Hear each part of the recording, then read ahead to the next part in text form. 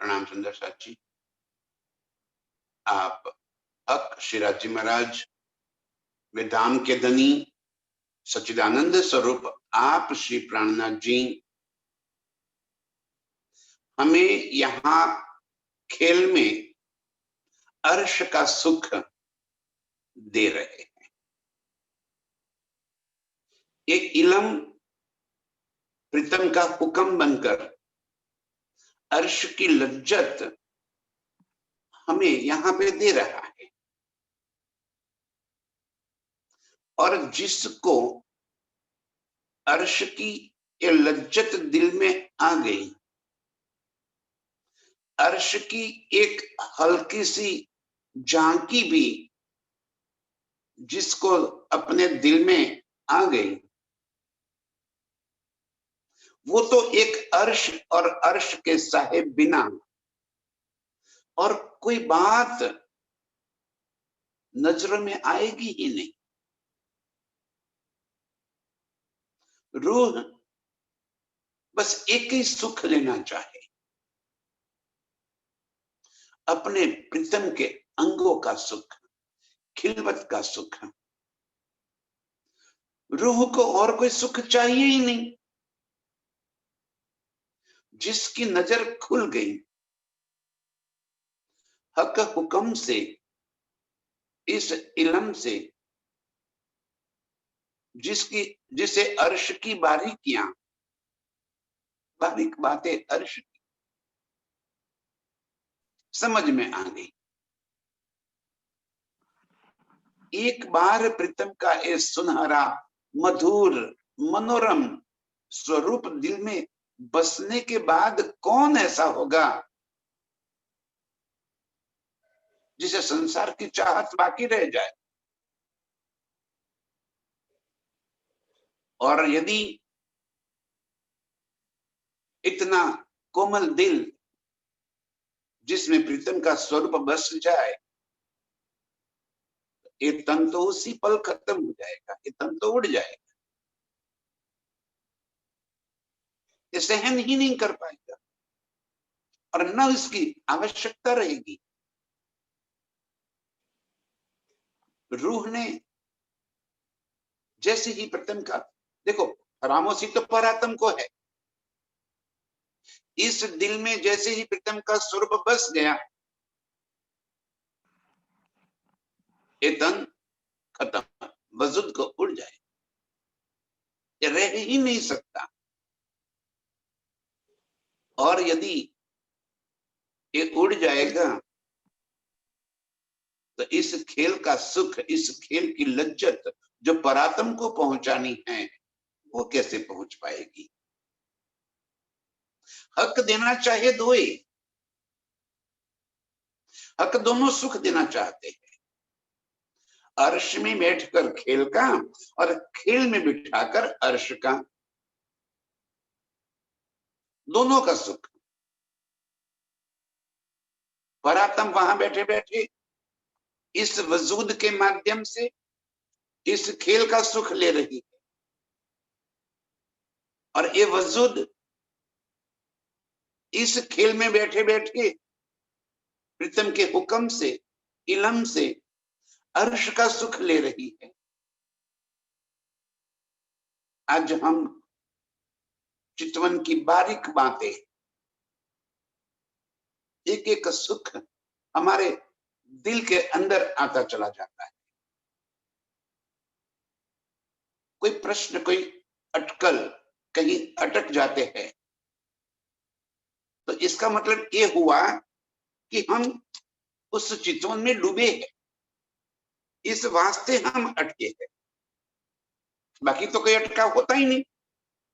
अटकाव तो उसे ही होता है ना, प्रश्न तो उसे होते हैं जो चिंतन करता है। बाकी तो जिसे सुना अनसुना कर दिया उसे प्रश्न होगे ही नहीं। प्रश्न दो ही, या तो जिसे समझ ना आई हो उसे प्रश्न होता है। दोनों को, दो लोगों को प्रश्न नहीं होता कभी। एक जिसे पूरी समझ आ गई है और दूसरा जिसे समझना ही नहीं, जिसे समझना ही नहीं है उसे प्रश्न कहां से होगा।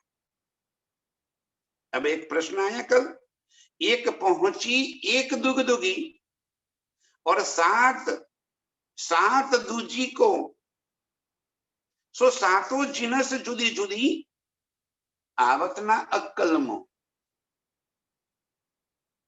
प्रीतम के हाथों के श्रृंगार की शोभा की बातें यहां पे चल रही है। दोनों हाथों में पहुंची लगी है। पहुंची किसे कहते हैं? हथेली के पीछे वाले भाग को पहुंची कहते हैं। अब यहां पे जो पहुंची बनी है दोनों हाथों के अंदर, तो उस पहुंची का बीच में पेंडल आता है। एक डोरी ऊपर की ओर जाती है, एक डोरी नीचे की ओर जाती है। जो डोरी बीच में ऊपर की ओर जाती है वो अंगूठी के साथ जुड़ जाती है। जो डोरी नीचे की ओर जाती है वो ब्रेसलेट के साथ जुड़ जाती है। ये ब्रेसलेट, यहाँ का पेंडल और एक अंगूठी, ये तीनों मिलकर एक पहुंची कही जाती। यहाँ भी माताएं बहनें ये पहनती है, तो देखो आप कैसे पहनती हो। अंगूठी पहन लेगी, अंगूठी से एक सोने की चेन आएगी, पहुंचे के बीच में एक पेंडल होगा और फिर पेंडल से एक और चेन नीचे जुड़ जाएगी जो ब्रेसलेट के साथ जुड़ जाती है। अब यहाँ पे जो ब्रेसलेट एक हाथ में है उसको सात सात नंग जड़े हुए हैं, और एक हाथ में जो ब्रेसलेट है उसको बीच में एक बड़ा नंग जड़ा हुआ है। दोनों हाथों की शोभा अलग अलग हो गई। अब बात आगे आई, पांच पाने हीरे पोखरे मुंदरी अंगुरिया सात। अब दो अंगूठे और 8 उंगलियां कुल मिलाकर हो गई 10, तो 10 होनी चाहिए। यहाँ 8 लिखी है, 7 लिखी है, तो बाकी 3 कहाँ गई? तो इसमें कहते हैं राज जी, देखो एक 4 है, इसमें से 3 के ऊपर मुंदरिया है, एक अंगूठे के ऊपर मुंदरी है, और एक जो उंगली आई उसमें वो अंगूठी जड़ी हुई है। मुंदरी और अंगूठी के बीच में एक बारीक सा भेद है। जो अंगूठी के ऊपर नंग जड़ा हुआ होता है तो वो मुंदरी हो गई, और जिसके ऊपर नंग नहीं जड़ा हुआ होता है उसे हम अंगूठी कहते हैं। उसी डिजाइन की जो हो जाती है जिसे हम अपनी सादी भाषा में बिंटी कहते हैं, अंगूठी। और जो नंग जड़ा हुआ होता है तो वो हो गई मुंदरी। तो 3 और 4 एक हाथ में, इन चारों के बीच में हो गई मुंदरिया, और एक जो बीच में सेंटर वाली उंगली होती है उसके अंदर वो अंगूठी जड़ जाती है, उसके साथ पहुंची लगी होती है, और उसके साथ फिर ब्रेसलेट जड़ जाता है। अब दूसरे हाथ में क्या हो गया, वहां पे 3 उंगलियों में तो हो गई मुंदरी, एक में आ गई वो पहुंची की बिंटी, और एक अंगूठे में आ गई आरसी। इसलिए आरसी को मुंदरी में या अंगूठी में नहीं गिना, अलग से कह दिया। बिंटी और उसके ऊपर लगा हुआ है कांच, नूर का ही है, इसे हीरा कहो या पुखराज कहो। वो कांच लगा हुआ है जिसे देखकर बार बार हम रूहें श्रृंगार करती है, श्यामा जी श्रृंगार करती है। इस तरह ये हो गई इसमें 3 और ये हो गई 4, तो 4 और 3 7 अंगूठिया मुंदरिया ए हो गई, दोनों के बीच में अंगूठी आ गई, 7 और 2 9, और एक के अंदर आ गई आरसी, हो गई 10। 5 पाने हीरे पोखरे मुंदरी अंगुरिया 7, नीलवी मोती लसनिया साज शोभित हेम धात। इस तरह सोने के अंदर ये 7 नंगों की मुंदरिया जड़ी हुई है। ठीक है, बोलो श्री प्राणनाथ प्यारे की जय। हम रूहें रात दिन इसी चिंतन में लगी रहती। तो धनी जी ये सुख हमें दे रहे हैं। एक ही नजर मोमिन की, मोमिन की नजर में एक ही बात है, बस अर्श के सुख लेना है। और हक सुख दिया चाहे दोए, हक हमें, प्रीतम हमें दोनों तरफ के सुख देना चाहते हैं। कल की बात थी ना कि ना तो सखत दिल मोमिन के, हक करे क्यों कर। मोमिनों के दिल को इतना सखत कर दिया कि हक का स्वरूप बसने के बाद भी, ये अर्श की सारी लज्जत दिल में आने के बाद भी ये वजूद खड़ा है।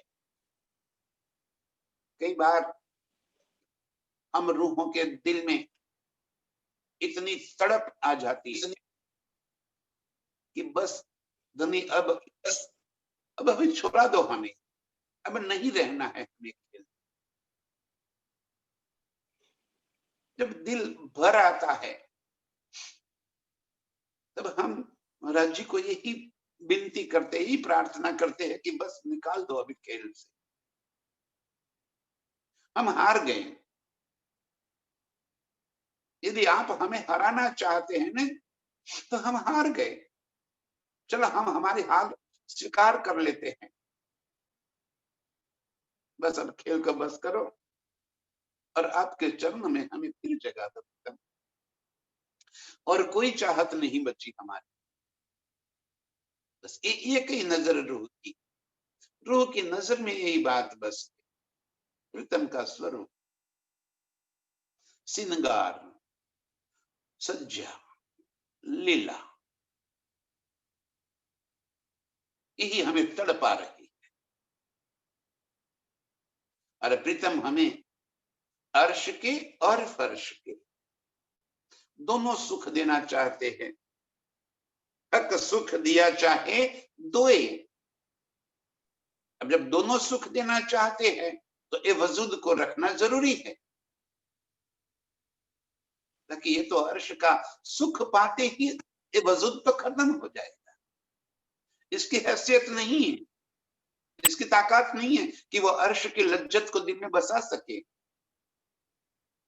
ये पहुंची और अंगूठी और मुंदरियों का सुख, वो नजारा दिल में बसने के बाद ये वजूद कैसे खड़ा रह सकता है? वो तो कब से उड़ जाए।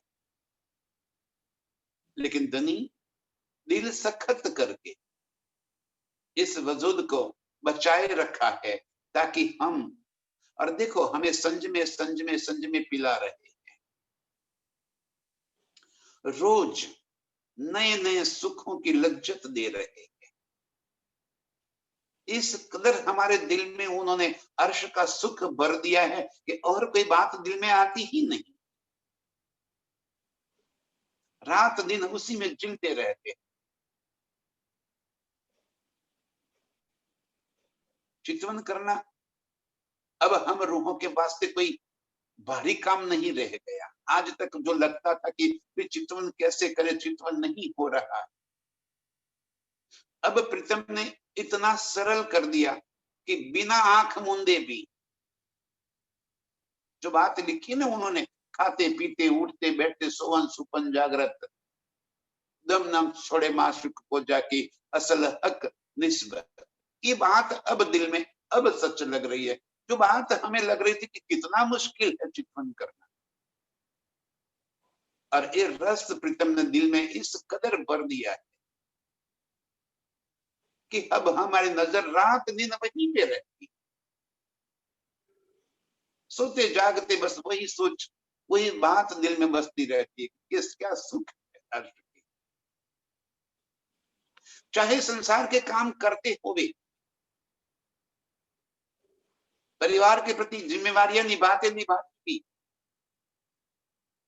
अर्श के सुखों की जो लज्जत है, जो खुशबू है, वो दिल के भीतर रहती। जैसे कोई बहन का पति परदेश गया हो तो उसको अपने पति को याद नहीं करना पड़ता,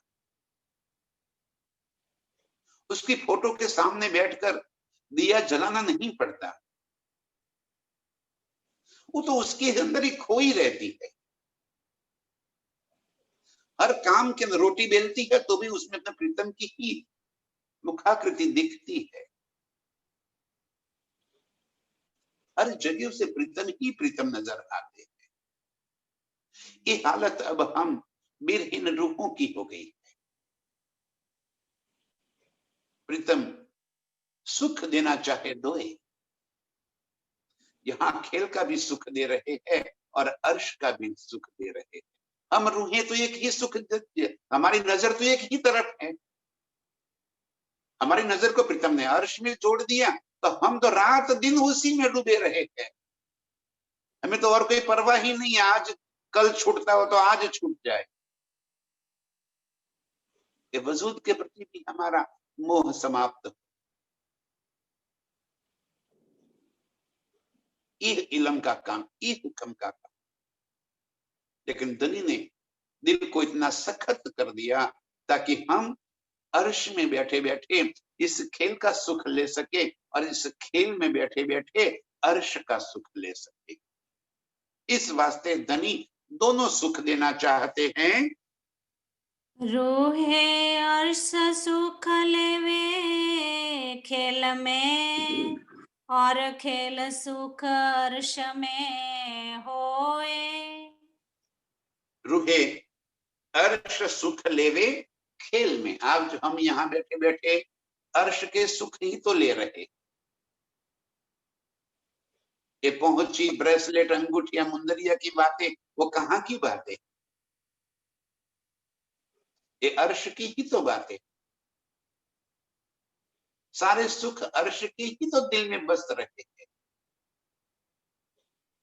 यहाँ खेल में ये इल्म हमें अर्श का सुख दे रहा है।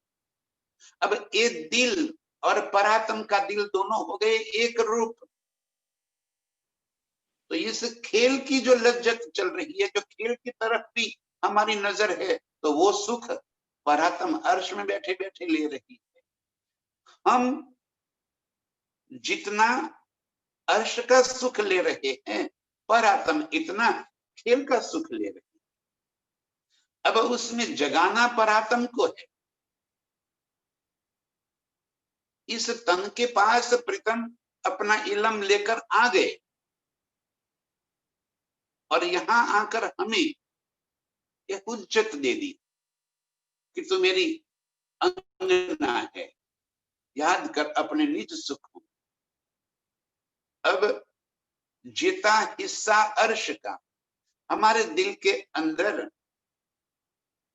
अर्श का जितना हिस्सा बसा है, रूह जागी तेती सोई।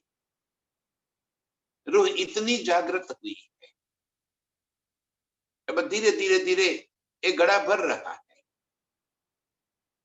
जितना हिस्सा हमारे दिल के अंदर माया का लगा है, उतनी फरामोशी वहां पे बाकी है। अब सखत दिल कर दिया धनी ने, और सखत दिल करके माया का सुख दे रहे, क्योंकि परात्म ने माया का सुख भी देखना चाहत की थी। आगे उन्होंने कहा कि बिन मांगे देत हो तो मांगे क्यों न पावत। वो तो ऐसे है कि बिना मांगे सुख दे रहे, तो ये तो खेल तो हमने मांग कर लिया है। आप ही थे कहने वाले कि आपकी माया हमारा क्या बिगाड़। अर्श की खिलमत में हक की वाहिदत, बैठ के बातें जो करी कहाँ गई मारिफत। अभी गाया ना, अरे भी लिए जात मेरी रूह तू आंखा खोल, बीच बका के बैठ के तूने किन सु किया था कॉल। क्या कॉल किया था? अर्श की खिलवत में हक की वाहिदत। पूज्य सरकार साहब ने ये चौपाई आधी रात को समझाई थी।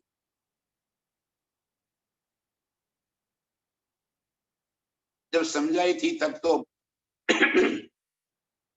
पता नहीं समझ में आई कि नहीं आई, मुंडे हिला रहे थे। सरकार पूछ रहे समझ में आया? हाँ जी। कुछ पल्ले नहीं पड़ा। अब उसकी लज्जत आ रही कि अर्श की खिलवत में हक की वहदत, वो वहदत अब समझ में आई कि वहदत किसकी है, हक की। हमने तो मान लिया कि हम सबकी वहदत,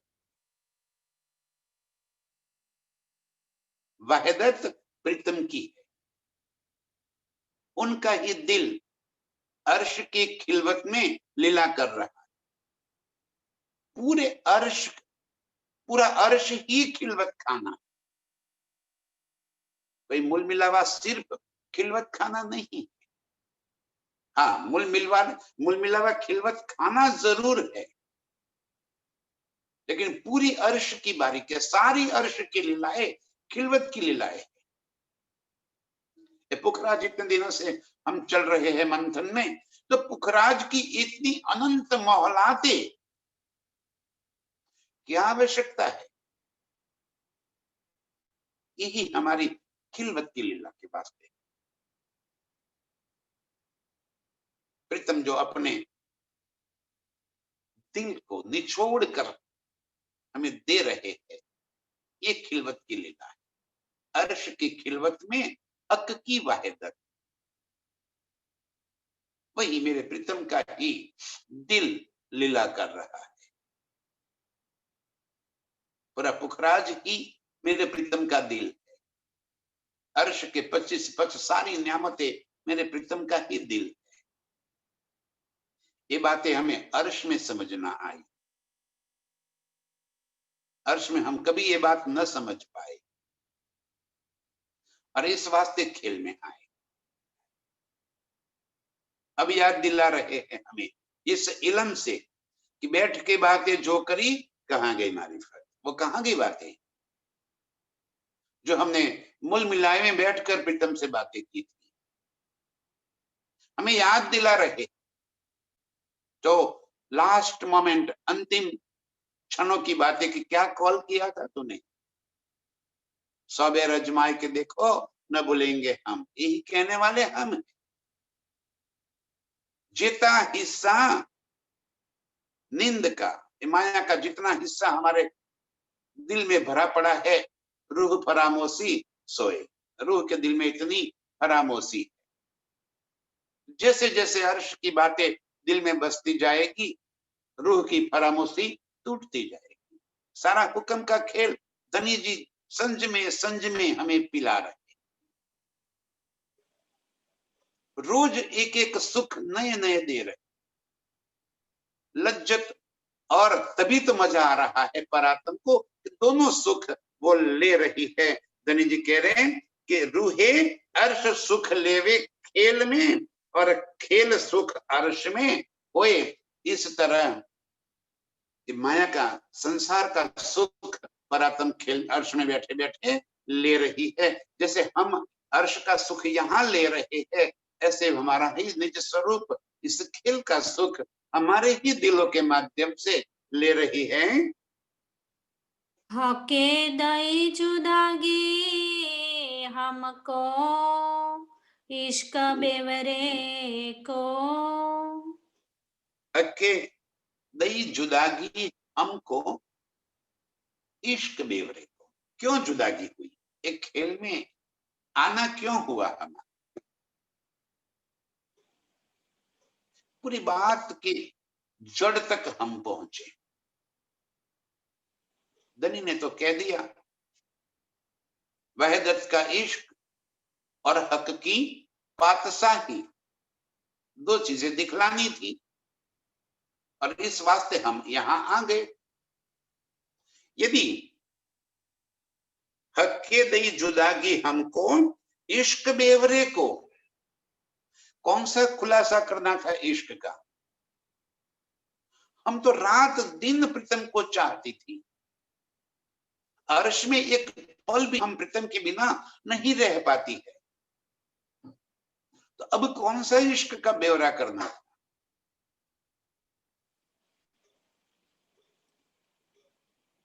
अर्श में अब उसके मूल तक पहुंचे हम कि ये इश्क का ब्यौरा क्या है। आशिक और माशूक का नाता है हमारा प्रीतम के साथ। ध्यान से सुंदर साथी, आशिक और माशूक का नाता, धनी धनियानी का नाता नहीं। जहां धनीपना है वहां धनवट है, हुक्म है। जहां साहिब बनकर बैठे हैं तो सलाम ठोकने की होगी ना। वो मेरे प्रियतम बनकर बैठे, मेरे प्रियतम है। वहां प्रीतम ने हमें समान रूप से दर्जा दे रखा है। हम प्रीतम की गोद में बैठ सकते हैं, प्रीतम को अपनी गोद में ले सकते हैं, प्रीतम को गले लगाना है। हमने उनको बहुत बड़े सिंहासन पे ऊंची बिठा दिया। प्रीतम को जितने बड़े बना दोगे, जितनी ऊंचे बिठाओगे, इतनी हमारी उनकी दूरियां बढ़ती चली जाएगी। वो तो दिल में बैठना चाहते और हम उन्हें सिंहासनों के ऊपर बिठाना चाहते ना। वो प्रियतम है मेरे, उनके साथ में हर खुशी बांट सकती हूँ, हर लाड लज्जत ले सकती हूँ, कर सकती हूँ। ऐसे हमारा प्रीतम के संग नाता है आशिक और माशूक का। और आशिक और माशूक के इस नाते में सबसे अहम बात ये है कि न तो माशूक अपने दिल की बात आशिक से छुपाएगा, न आशिक अपने दिल की बात माशूक से छुपाएगा। छुपा सकते ही नहीं, वो नाता ही ऐसा है। और यदि छुपाया तो इसका मतलब है कि कहीं चोरी, कोई बात दिल में है और अपने प्रियतम से छुपानी हो तो क्यों छुपावे, और छुपावे तो वो आशिक कैसे। ऐसी क्या मजबूरी आन पड़ी है कि अपने माशूका से कोई बात छिपानी पड़े। अर्श में हमारे दिल की तो सारी बातें प्रीतम जान, क्योंकि उनका ही वहदत का स्वरूप है हम तो क्या प्रीतम के दिल की सारी बातें हम जानते हैं? यदि प्रीतम के दिल की सारी बातें हम जानते होते, एक खेल हम मांगते ही नहीं। जैसे रोज अक्षर ब्रह्म चांदनी चौक में आते हैं और प्रीतम के मुखारविंद को दर्शन करके वापिस चले जाते हैं, वो तो रोज आते हैं, हमारी नजरों में कभी नहीं आया। आज जब प्रीतम ने दिल में लिया तब हम आपके जरोखे में आके अक्षर ब्रह्म को देखा। अब पूछ रहे कि प्रीतम ये कौन है? यदि हम जानते तो पूछते नहीं। अब प्रीतम कहते हैं कि ये मेरा ही स्वरूप है। क्या करता है? माया के खेल बनाता है और मिटाता है। मतलब राज्य को तो पता था कि अक्षर ब्रह्म ऐसे कई इंद्र आलम पल में बनावे, खिल में उड़ावे। उनको तो पता था, हमें पता नहीं था। मतलब कि राज्य ने हमसे ये बात छिपाई। क्यों छिपाई? ये इश्क का बेवरा हो रहा है। क्यों छिपाई प्रीतम ने हमसे बात? क्योंकि वो जानते थे कि जैसे ही मैं रूहों को ये बात कहूंगा, तुरंत ही ये खेल देखने की चाहना करेगी, मांग करेगी। और इस खेल को दिखाने के लिए मुझे मेरी रूहों से जुदागी करनी पड़ेगी। मैं सब कुछ कर सकता हूं, अपनी रूहों से जुदागी नहीं कर सकता। इस वास्ते उन्होंने ये बात हमसे छिपाई थी। ये है इश्क बेवरा। अब जो बात छिपाई थी तो उसी बात को वो बताना भी चाहते थे। दिल में तो एक बात थी कि कब रूह को कह दूं, कैसे कह दूं, कैसे कह दूं। लेकिन पता था कि जैसे कहूंगा खेल देखने की चाहत आएगी और मुझे जुदागी करनी पड़ेगी, और मैं हर काम कर सकता हूं, जुदागी नहीं कर सकता। इस वास्ते आज तक नहीं कर। और आज ये तो हम रोज कहते थे धनी कि आज हमारा इश्क ज्यादा है। आज प्रीतम ने दिल में ले लिया कि आओ मैं भी अपना इश्क। तब उन्होंने कहा कि बेशक रूहे, इश्क तुम्हारा ज्यादा है, पर आशिक न कहियो कोई। आप आशिक मत कहना, आशिक में। हमें अपनी आशिकी पे नाज था, हम रूहों को अपनी आशिकी के ऊपर नाज था कि हम आपको इतना चाहते हैं, आप हमारे जाने जिगर, हम आपके बिना एक पल भी नहीं रह सकते। लेकिन अर्श में हमें अर्श की बारीकियां का पता ही नहीं था, क्योंकि हमारी नजर एक ही तरफ थी, बस प्रीतम के सिवा और कहीं हमारी नजर जाती ही नहीं। तो हमें अपना इश्क तो नजर में आया, प्रीतम का इश्क कभी हमें नजर में ही ना आया कि वो हमें कितना लाड करते। ये उनकी साहिबी, अर्श के सारे 25 पक्ष की शोभा, ये मेरे प्रीतम की साहिबी। और वो साहिबी को हमने प्रीतम का स्वरूप न समझकर उसको साहिबी समझा, जुदागी समझ लिया। हकीकत को हमने हकीकत समझ लिया, वो हकीकत मेरे प्रीतम का स्वरूप है। ये बातें कभी हमें अर्श में समझ में न आए। ये इश्क का बेवरा है। हम अर्श में प्रीतम को अलग समझने लगे, द्वैत भाव आया, अद्वैत को न समझ पाए। और बिना द्वैत को लीला न होती। देखो समझिए सुंदर साथ जी, यदि मैं और रज जी अर्श में, हम रोज ये सब बातें कहते हैं, रज जी, श्यामा जी, रूहे, अक्षर ब्रह्म, अर्श की सारी नियामतें, पशु पंछी, खुबी खुशहाली, जवेरों की पुतलियां और कई सुख, कितने अनेक हो गए तो आनंद हो गए।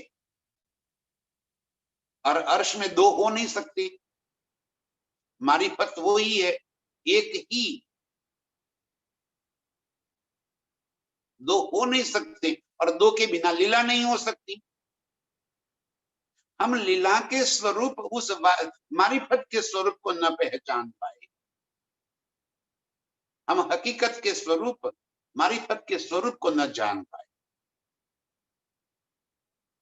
द्वैत भाव ले लिया दिल। मैं अर्श में हक को जुदा जानती, लावती शब्द में वर्णन। मैंने जुदा मान लिया कि अलग है मेरे प्रीतम मुझसे। इसलिए हमें अपना इश्क तो नजर में आया, प्रीतम का इश्क नजरों में ना आया, और आ भी नहीं सकता। अर्श में प्रीतम हमें समझावे तो कैसे समझावे, क्योंकि अर्श में इलम की लीला होती ही नहीं है। सागर तो है इलम का, छठा सागर इलम का, पूरा सागर भरा है इलम का, लेकिन उस इलम की लीला अर्श में नहीं हो सकती। और इस वास्ते हम प्रीतम के स्वरूप को पहचान ना पाए, मारिफत के स्वरूप को पहचान ना पाए। और अपना इश्क इतनी बुलंदी पर था कि हमने कह दिया कि हे प्रीतम, हम तुम्हारे आशिक हैं। और है ही हम आशिक। आशिक का कोई स्वरूप ये थोड़ी है कि जो किसी एक पक्ष को ही आशिक कहा जाए।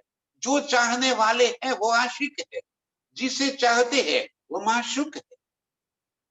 निश्चित रूप से हम प्रीतम को बहुत चाहते हैं, तो हम आशिक हो गए, प्रीतम माशूक हो गए। बस बात इतनी थी कि हमें प्रीतम की आशिकी नजर न आए।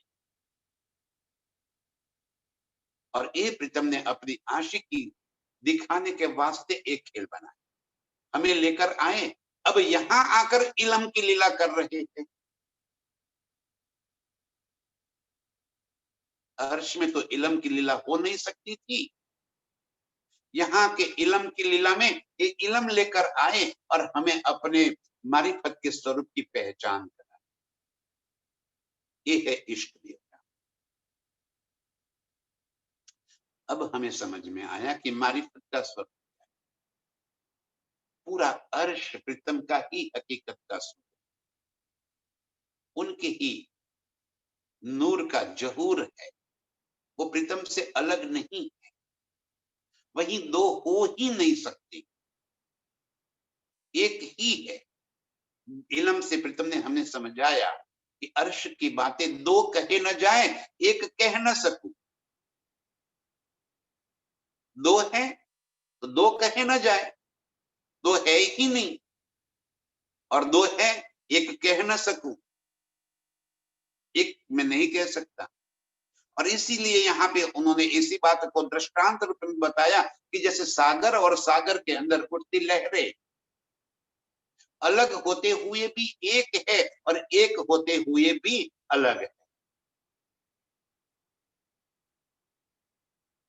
लहरें ही सागर का स्वरूप है और सागर ही लहरों के रूप में हकीकत में आ गया तो लहरें बन गई। मारिफत में सागर का सागर है।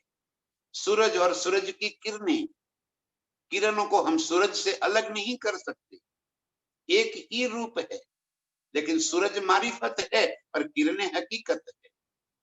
जब प्रकाश की लीला करनी है तब किरणें हो गई। कैसे समझ आ रहे इन बातों को? अर्श में ये बात कभी समझ में न आनी थी। हमें अपना इश्क ज्यादा नजर आया, कम ज्यादा अर्श में कभी होता ही नहीं है। लेकिन हम उस मारिफत के स्वरूप को पहचान न पाए, और पहचान कराने के लिए प्रीतम के पास और कोई रास्ता ही नहीं था। हकीकत को अपने अंदर समेट लेवे तो हकीकत ही खत्म हो जाए, समझ आवे कैसे? हकीकत को मारिफत की बात समझाना अर्श में असंभव था। और इस वास्ते हमें यहां लेकर आए, अपने इश्क का बेवरा कर दिया इल्म के माध्यम से, और इल्म से हमें अर्श की हकीकत और मारिफत की बातें समझाई। ये है हकीकत और मारिफत की बातें, ये है इश्क बेवरा। ये भी इश्क बेवरा नहीं कि हमने कह दिया कि हमारा इश्क ज्यादा है और तुम्हारा इश्क कम। मूल बात है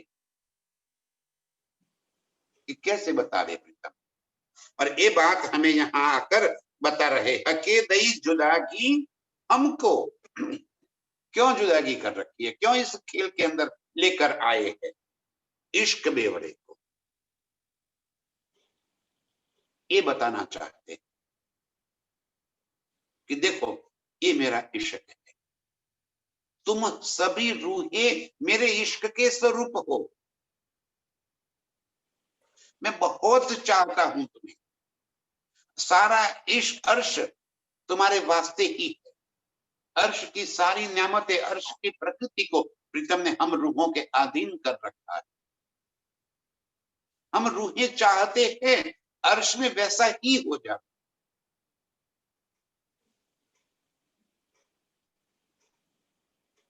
इस वास्ते हम अर्श में प्रीतम के प्यार को कभी न जान पाए, और अब यहाँ पे जब समझ में आ रहा है, रहा नहीं जाता, दिल मचल उठता है कि कब अर्श में प्रीतम के सामने पहुंचकर प्रीतम से गले लगकर अपने इसी इश्क के बेवरे के वास्ते, बहस के बाद वास्ते प्रबद्ध किया, इस वास्ते प्रीतम से कह दे कि अब हमने आपको सही मायनों में पहचान लिया है, अब आपके आशिकी भी हमने जान ली। बस इस वास्ते अब मचल रहे, तड़प रहे, और धनी दिल सखत करके हमें खेल में उलझाए रखे। एक खेल किया, जुदागी हमको इस वास्ते दी इश्क बेवरे को, ये इश्क के खुलासा करने के लिए धनी हमें यहाँ पर लेकर आए। बिना जुदागी बेवरा पाए ना अर्शमो। कैसे करें? बिना जुदागी किए कैसे समझावे? फिर वही बात ध्यान से समझ लीजिए, मारिफत और मारिफत की ही नूर का जहूर हकीकत। अब हकीकत को मारिफत की बात कैसे समझ आई जाए? क्योंकि हकीकत में हम हो गए दो, मैं और तू। अब द्वैत है नहीं, लेकिन अलग स्वरूप तो मिल गया हमें इश्क करने के वास्ते। फिर सुंदरता जी कैसे आपके दिल तक ये बात पहुंचाऊं? ध्यान से समझ लीजिए, मारिफत में सिर्फ और सिर्फ प्रीतम का ही स्वरूप है।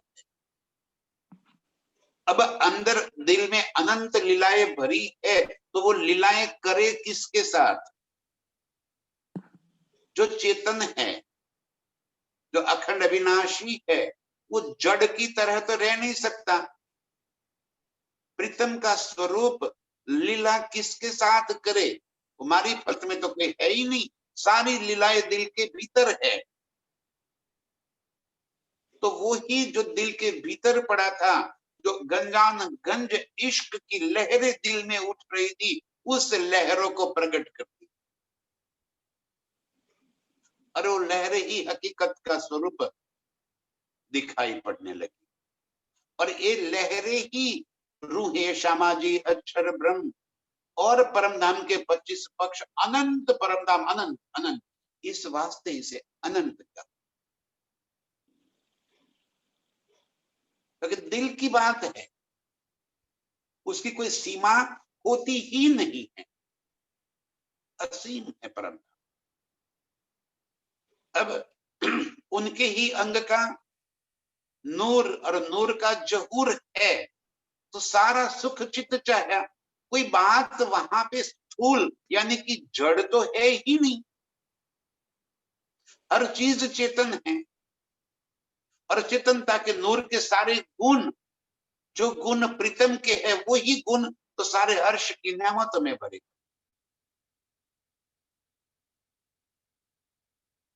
तो रूहों में और अर्श की सारी नेमतों में अंतर क्या है? खुबी खुशाली पशु पंखी पन मोहलाते, जल जिमी वायु तेज आकाश, ये सारी नेमतें अर्श की, उनमें और रूहों में फर्क क्या है? सारा नूर का ही तो जहूर है, बस फर्क निस्बत का है। हम रूहों के वास्ते, हम उनके इश्क के स्वरूप है, सारे अर्श की नियामतें आनंद का स्वरूप। इश्क की लीला हम रूहों के साथ हो रही है, खिलवत की लीला हम रूहों के साथ हो रही है, उसी खिलवत के वास्ते सारा अर्श है। ये बारीक है, ये अंतर।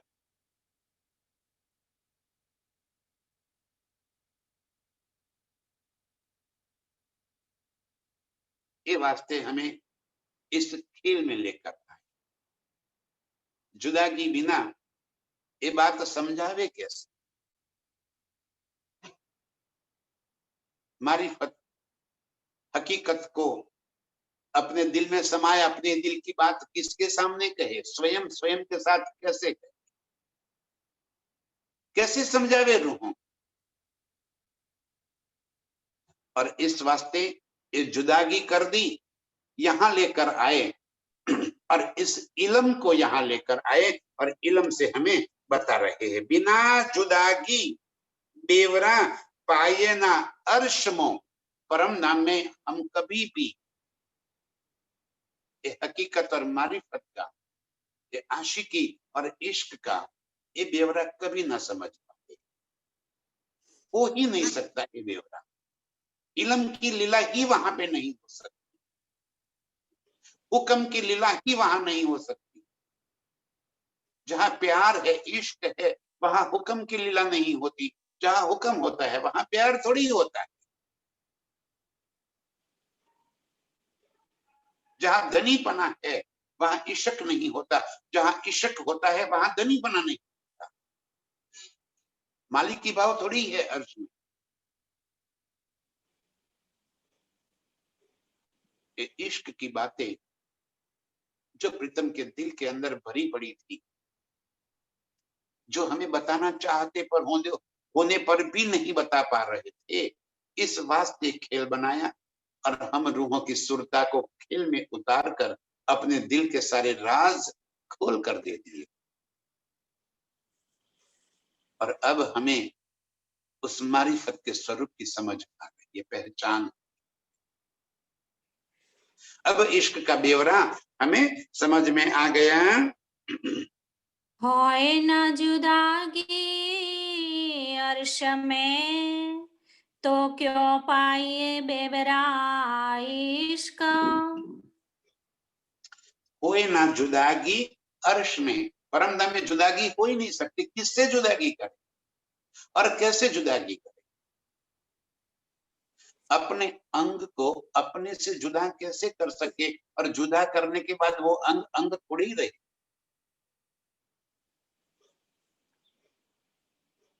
जैसे ये हाथ मेरा है, ये मेरा अंग है, मैं उसको काट कर जुदा कर दूं, बात खत्म हो गई। वो हाथ ही नहीं रहा मेरा, वो तो खत्म हो गया बात। मैं उसे जुदा नहीं कर सकता। एक रूप है हम रूह और राज्य। अर्श में जुदा होने का तो कोई प्रश्न ही नहीं होता। तो कैसे समझावे कि रूहें तुम मेरे तन हो, तुम मेरे अंग हो? कैसे बतावे? तुम सो जो मेरा दिल, मेरा दिल तुम पर आया हुआ है, तुम ही मेरे दिल के स्वरूप हो, मेरे इश्क के स्वरूप हो, मेरे लीला के स्वरूप हो। कैसे बतावे?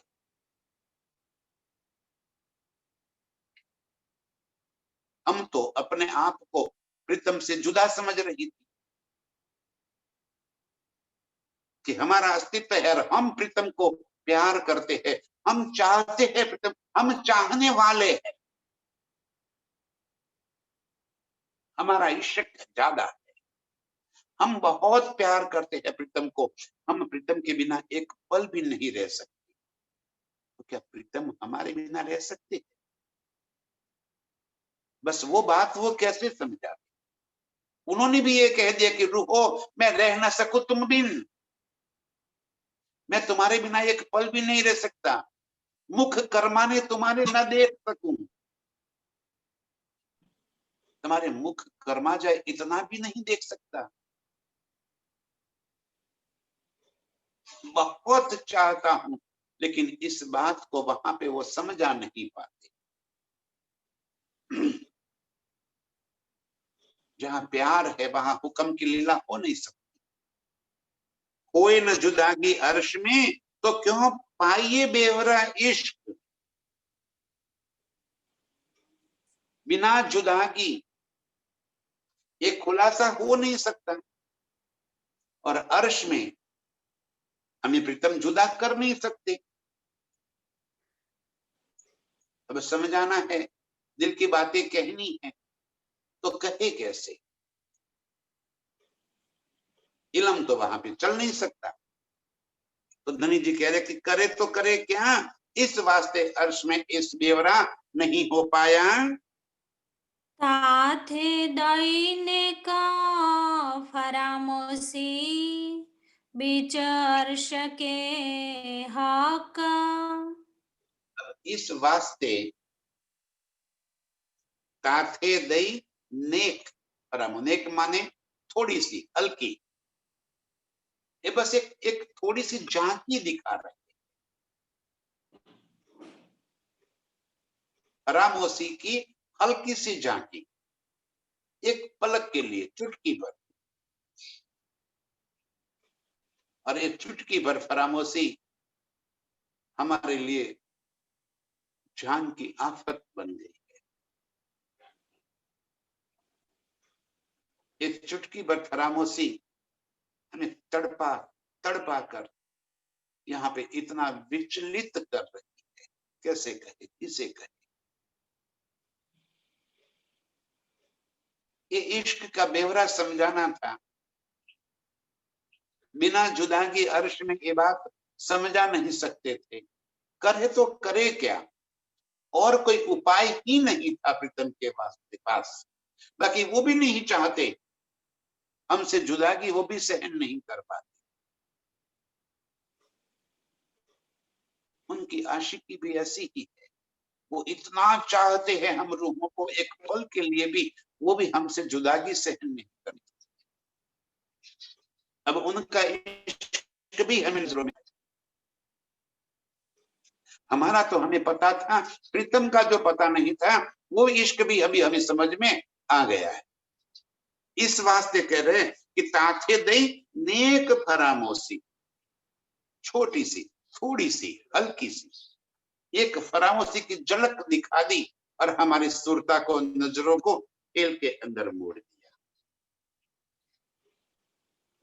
बिठाया है तो अपने चरणों में ही, बिना जुदागी किए बस इस खेल को जरा सा अपने दिल में ले लिया और हम फरामोशी में आ गए। ताथे दई नेक फरामोशी, बीच अर्श के हक, परमधाम के अंदर कभी फरामोशी होती नहीं। जहां सदा चेतनता भरी पड़ी हो वहां फरामोशी कैसे आ सकती। लेकिन करे तो करे क्या, ये हक हिकमत धनी ने एक थोड़ी सी कारीगरी कर दी। एक पलक झपकने जितने समय के लिए हमारे और राज्य के बीच में इस संसार को रख दी, और हमारी नजर जो रात दिन प्रीतम के नजरों से, नैनों से नैन मिलते रहते थे, जो नैनों के तीर चलते रहते थे, वो बीच में खेल आ गया, रुकावट सी आ गई और हमारी नजर इस खेल के ऊपर पड़ गई। अब इस वजूद के पास प्रीतम पहुंच गए, उनके हुक्म को यहां पे पहुंचा दिया और यहां पे हुज्जत दिला दी हमें। दावा ले लिया ब्रह्म सृष्टि किसने, इस वजूद ने। इस दिल के अंदर आकर अर्श के सारे सुख भर दिए और इस दिल को परात्म के दिल के साथ ऐसे जोड़ रखा है कि यहाँ पे जितनी भी बातें दिल में आती है वो सारी बातें परात्म के दिल में पहुंचती, कोई बात छिपी नहीं। आप बोलोगे वो तो पहुंचेगा ही, आप जो वजूद से, तन से जो काम करोगे वो तो पहुंचेगा ही। दिल में जरा सा भी सोच भी लिया वो बात भी परात्म के दिल तक पहुंच जाती है। कैसे कोई बात चुपके से भी कैसे कर दे, कैसे जुदागी, कैसे दगा कर देवे, दिल में कुछ और मुंह में कुछ और कैसे कर सकती है। इसीलिए हमारे कॉल फैल हाल एक रूप हो गए। जो बात जुबान में होती है वही बात हमारी करनी में, और वही बात हमारे दिल के भीतर, हमारी रहनी में आ जाए। ये दिल और परात्म का दिल एक कर दिया। ताथे दई नेक परा फरामोशी, बीच अर्श के हक, अर्श में प्रीतम ने इस तरह हमें हल्की सी फरामोशी देकर इस खेल को दिखा दिया और खेल के अंदर अपने इश्क की बातें आकर दे दी। दिल में अब प्रीतम का प्यार भरने लगा। अब अर्श का, इश्क का ये जो बेवरा था वो हमारे दिल के अंदर आ गया। ये बात जब यहाँ आ गई तो वही बात परात्म के दिल में पहुंच गई। अब जब प्रीतम कहते थे ध्रुवो तुम्हें तुम्हारा इश्क दिखा, मेरा न आया नजर, अब हमें प्रीतम का प्यार भी नजर आ रहा। अब जब फरामोशी टूटेगी तब देखने का नजरिया कुछ और इस सुख की लीलाएं कुछ और होगी। प्रीतम अधिक सुख देना चाहते हैं, इस वास्ते इस खेल में लेकर आए, दुखी करने के वास्ते नहीं। दई नेक फरामोशी बीच अर्श के हक, इस तरह हमें अर्श में बैठाकर थोड़ी सी फरामोशी देकर नजर को यहाँ मोड़ दिया है। हम खेल देखे बैठे अर्श में, ये जो 14 तबाक।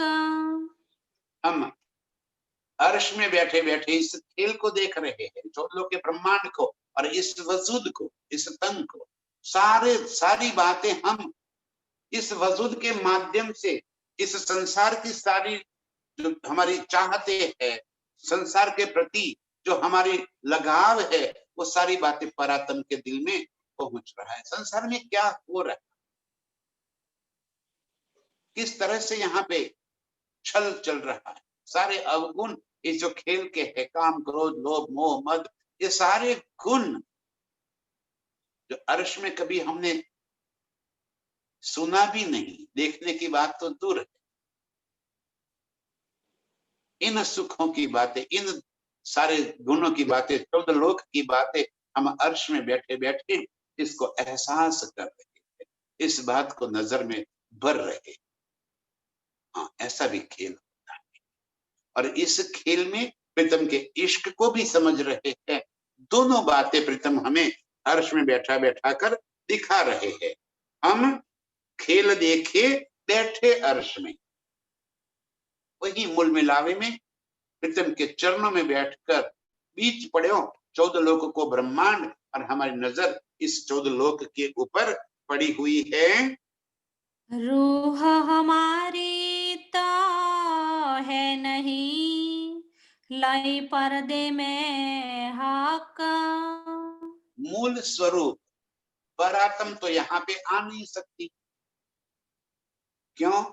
अर्श अजीम की कंकरी उड़ावे 14 तबक, सत और झूठ कभी साथ रह ही नहीं सकते, अंधकार और प्रकाश कभी साथ नहीं रह सकते। इसी तरह धनी जी कह रहे कि यदि अर्श की रूह यहाँ आवे तो एक पल के अंदर खेल उड़ जाएगी, वो रह ही नहीं सके। तो ताथे इस वास्तुरता को यहाँ पर लिखा, इस वजूद को धारण कर लिया हमने। रूह हमारी इत है नहीं, इस वास्ते जो परात्म है, परमधाम की जो रूह है हमारी, वो इस खेल के अंदर नहीं आई। आया क्या है वहां से?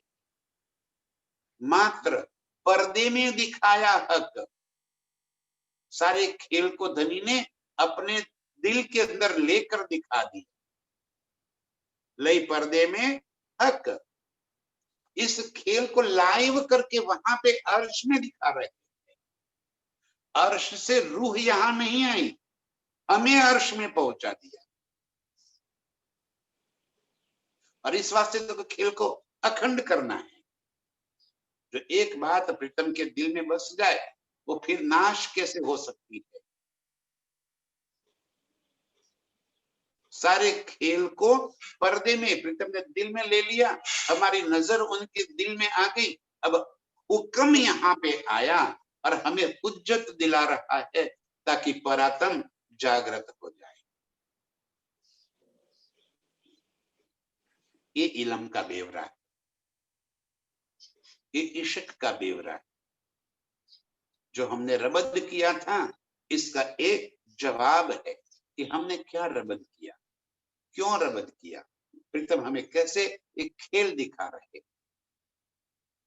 इस तरह पर्दे में लेकर अर्श से बिठाकर हमें अर्श में बैठे बैठे 14 लोक के ब्रह्मांड का सुख प्रीतम दे रहे हैं। खेल की लज्जत हमें वहां बैठे बैठे दे रहे हैं, यहाँ पे बैठे बैठे अर्श के सुख दे रहे। ऐसे ही अर्श के सुख दिल में भरकर परात्म को जगाने वाली सभी रूहों के चरणों में कोटि कोटि प्रणाम। प्रणाम। लाई पर्दे में हाका।